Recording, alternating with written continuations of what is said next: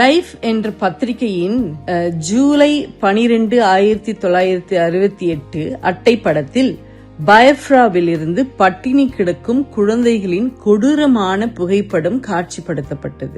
பயப்ரா west ஆப்பிரிக்கால இருக்கு. இப்பத்திக்கு அத நைஜீரியான்னு சொல்லுவாங்க. அதை கண்ட ஒரு சின்ன பையன் ரொம்ப அவனுக்கு டிப்ரெஸ் ஆயிடுச்சு, மன உளைச்சல் காலாயிட்டான். இவ்ளோ ஏழைங்க இருக்காங்களா, இவ்ளோ புவர் சில்ட்ரன் இருக்காங்களான்னு சொல்லிட்டு அந்த பத்திரிகை கையில எடுத்துட்டு சர்ச் பாஸ்டர் கிட்ட போய் சொல்றாரு, என்னங்க பாஸ்டர், இந்த படத்தை பாருங்க, தேவனுக்கு தெரியுமா இதெல்லாம் இப்படிலாம் நடக்குது அப்படின்னு. உடனே அந்த போதகர் என்ன செய்தார், ரொம்ப அமைதியாக, இத உன்னால புரிஞ்சுக்க முடியாது தம்பி, எனக்கு தெரியும், ஆனா இத நம்ம தேவன் கண்டிப்பா என்ன செய்யறார், அறிந்திருக்கிறார் என்று அவர் பதில் சொன்னாராம். அப்படிப்பட்ட கடவுள் எனக்கு தேவையே இல்லை என்று சொல்லிட்டு அந்த சிறுவன் வெளியே போய்விட்டான். இந்த கேள்விகள் இந்த குழந்தைக்கு மட்டும் இல்லைங்க, நம்ம அனைவருக்கும் வருது. எதுக்கு இப்படி எல்லாம் உலகத்துல கஷ்டம் வருது, வார் வருது, நிறைய பேர் ரொம்ப கஷ்டப்படுறாங்க, சின்ன குழந்தைங்க தேவையில்லாம மறிக்கிறாங்க.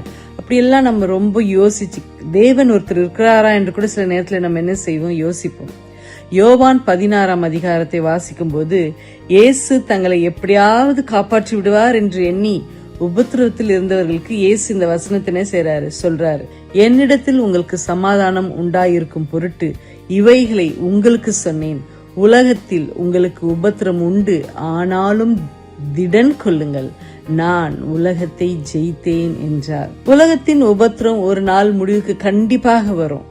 அந்த நம்பிக்கையோடு இயேசு கிறிஸ்துவின் வார்த்தையிலிருந்து நம்ம அதை நம்பிக்கை எடுத்துக்கிட்டு அந்த நம்பிக்கையோடு இந்த நாள்ல இரவு சமாதானத்தோடு என்ன செய்வோம், நம்ம படுக்க செல்வோம். கர்த்தர் உங்களை ஆசீர்வதிப்பாராக. Good night.